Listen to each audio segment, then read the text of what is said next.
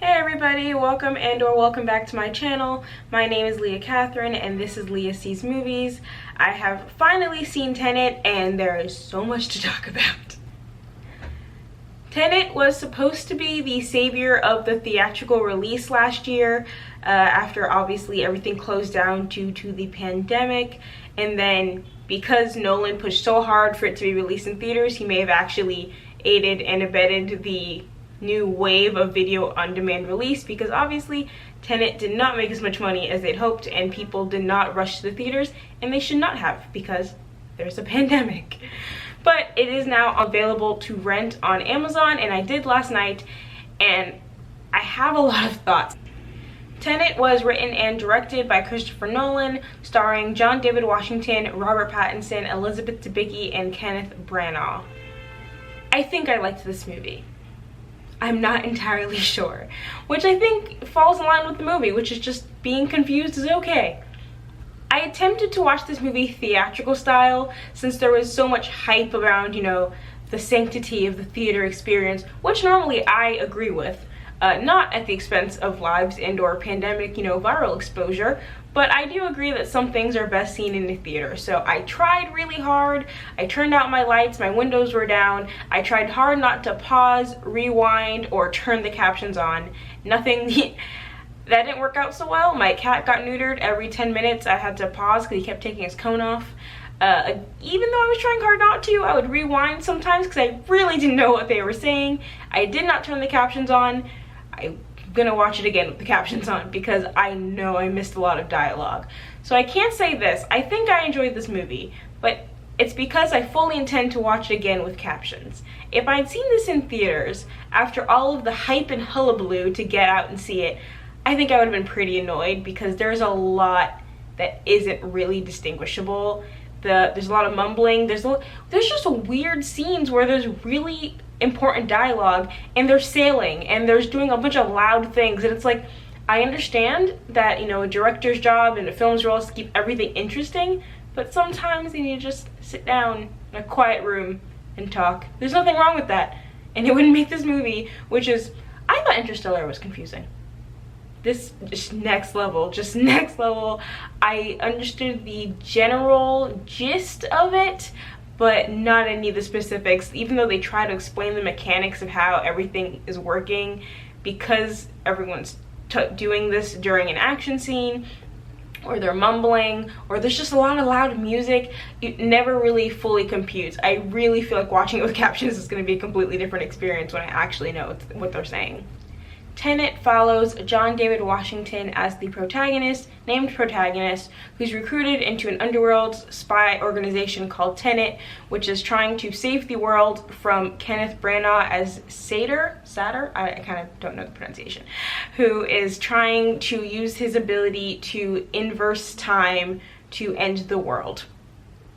It's a little bit more complicated than that, but honestly, I couldn't really explain to you in any detail. Just know there's a bad guy trying to end the world through the inversion of time, and kind of roll with it from there. I think when I watch with captions, I might be able to give a clearer picture of what the plot is, but I think that's the best summation you're gonna get. It movie kind of feels like a video game for the first 40 to 60 minutes, because the protagonist, John David, is literally just going from point A to point B, and that person is saying, here's a little bit of information about your mission, but you need to talk to so-and-so to give you more information. And then we fly over and cut to this person. It's Michael Caine. He gives a little bit more information. We fly to point C, and they give a little bit, and it's just like a bunch of fetch quests. Like, get this thing, get this thing, get this information, see this person, and that'll all contribute to the main mission. And then for the first 40 minutes, even though it is a little fetch questy, it's fun. The action is really interesting. John David, his character is a little of a blank state. He's kind of a character, an audience insert, because you don't really know what's going on. He doesn't know what's going on. He's just told, there's a world-ending threat. Go do some, fighty stuff. And he's like, okay. He, at the end, does understand things, I think, better than the audience is meant to. But as someone you just kind of project onto, he isn't given a backstory. He isn't given really any depth of motivation aside from stop the end of the world. So even though he's filled with charm, and he actually has a very great on-screen dynamic with Robert Pattinson and Elizabeth Debicki, as a character on his own, I didn't feel too much for him, but I do think, considering how bland he is, John David did a very good job. Robert Pattinson plays Neil, who partners up with the protagonist to stop Sator, and this is my favorite Robert Pattinson performance. I know that he's gotten a lot of acclaim for, you know, The Lighthouse and High Life and all those other movies, those indie good time-esque movies. I didn't quite enjoy those. I definitely acknowledge the strength of his performances and that he's a very good actor, but I didn't love all those movies, and I didn't love the people he portrayed. They were kind of dark and gloomy, and in the case of High Life, weird and rapey, and also a good time, I guess. But yeah, despite all of that, I didn't know he was a good actor, and so finally I got this role from him where he was charming, and the minute he was on screen I was like, yeah, that's what I want to see. Look at this. I can like you. It's okay to be likable. I really enjoyed him in this movie. I was always sad when him and the protagonist split up. I'm like, get back together. I really like watching you guys interact.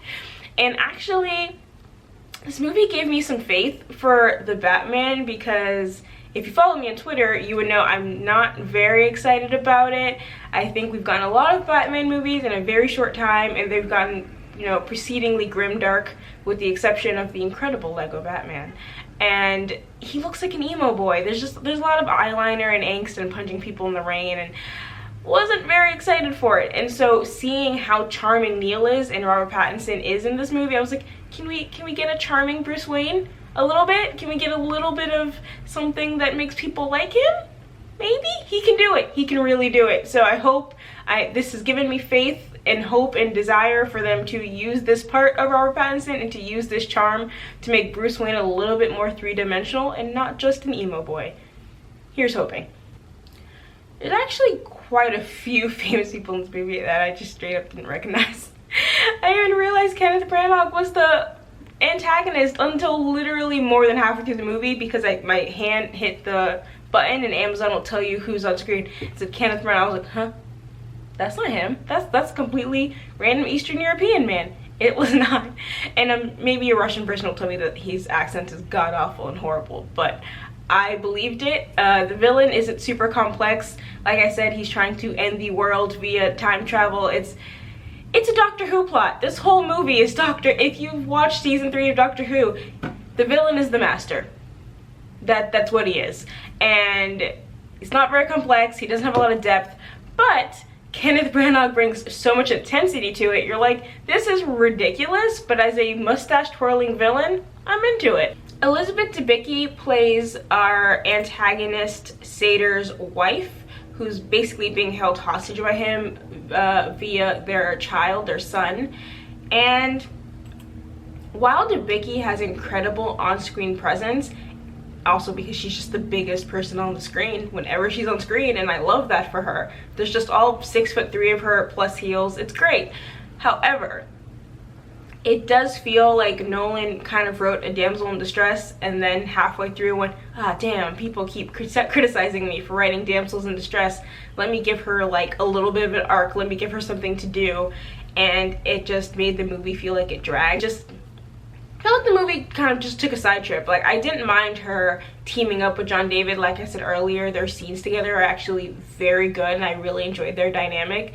But her character kind of kept going back and forth between, my husband's been keeping me hostage, I'm doing this all for my son, and like, now we need to save the world, but only for my son. Like, it was just very muddled. It felt like the beginnings of a independent three-dimensional woman was there, but for a lot of it she was just the mom. We really just took a whole side jaunt detour to deal with her character arc that for a movie this long I didn't really need. If you just tell me she doesn't like her husband, now she's working against him, cool, that's all I needed. She met John David Washington and was like, hell yeah, I'm switching sides, I'll accept that too. I really felt like it just felt like Nolan trying to course correct on his female character. This movie is way too long. I watched Wonder Woman on Christmas, which was about the same 2.5-hour runtime. And again, you guys, I feel so weird being the person who says this movie is too long, because normally I'm like, you could have made this movie longer. Show me more of this. Show me more of the downtime. But this movie doesn't do that. It's 2.5 hours of action, which after a while it's very, very grating. There's never a moment of silence. There's a couple moments of silence, and they're the ones that I remember and really enjoyed because the characters just got to talk to each other. Even because in the first 40 minutes you're just getting action, action, action, action, things are going backwards, you're like, this is amazing. And I check the time and you're like, wait, there's 2 hours left in this movie. Oh no. Because the load is blown a little early. Like, you got so hyped, you're so excited, all this action you got, then you realize, wait, is anything else gonna happen in this movie? And it's just like angry monologues. it's action or monologues. Those are your options here. After a while I was like, we can cut these. It is super cool when things go backwards. Like I said, when you first start the movie, the first hour or so, you're really into it, but eventually you're like, okay, I get it, things are gonna go backwards. So when you watch the first half of the movie and then realize the second half of the movie is like the first half of the movie in reverse, you're like, I've already seen these. We can cut some of it. Like, I want to see a little bit to be like, oh, remember this scene? We're going to see it from a different angle. We're going to see it from a different perspective. But you don't need to show me the whole scene again. I saw it the first time. I get the gist. And I think if we had just cut some of those scenes, those backward scenes, and only stuck to the things that were important to be revisited, we could have easily cut half an hour from this film, and it would have just made for a much smoother runtime. There's something weird about the action scenes. For how loud so much of this movie is, the action scenes were, and I guess maybe it's in the, you know, pursuit of realism, were kind of quiet. You would get these weird, like, punches where, like, they sound soft, which makes sense. I will admit that, because it's not like Fast and Furious where someone gets punched and it just sounds like they hit metal. It sounds like, you know, what hitting flesh or armor or things would sound like, which is soft, it's blanketed a little bit. But that would maybe be the time to add some music to just keep the energy alive. Instead, it's just like heavy breathing and just like foot squeaking. It ended up sounding not very badass because I kept thinking of the Alison Stoner video where her shoes were squeaking.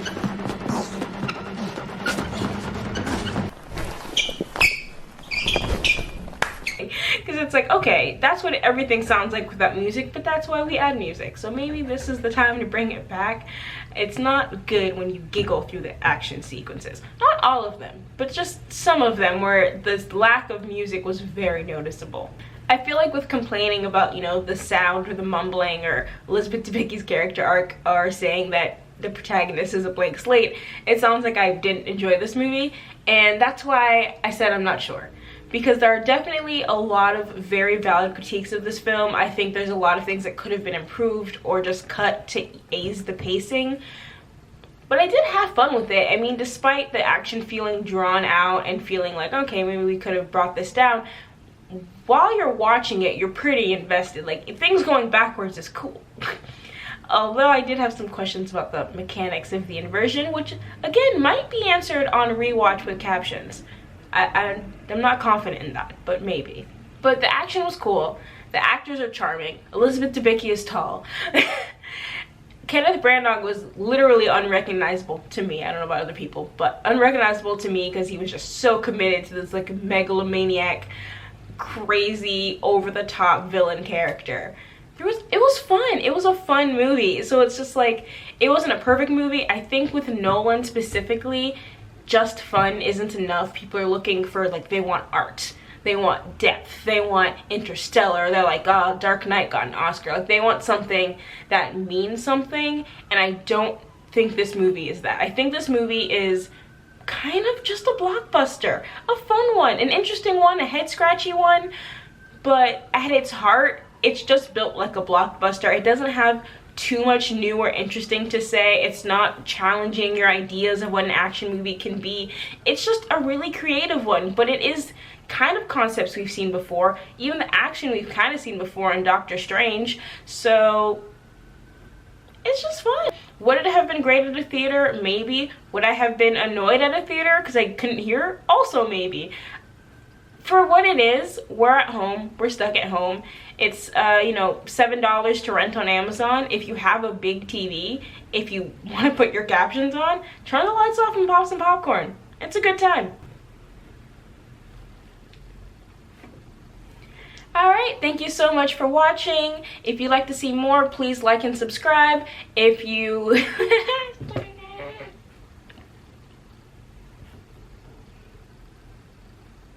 Alright, thank you so much for watching. If you'd like to see more, please like and subscribe.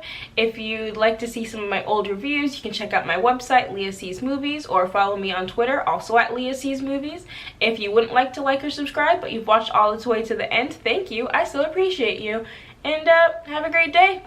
Peace!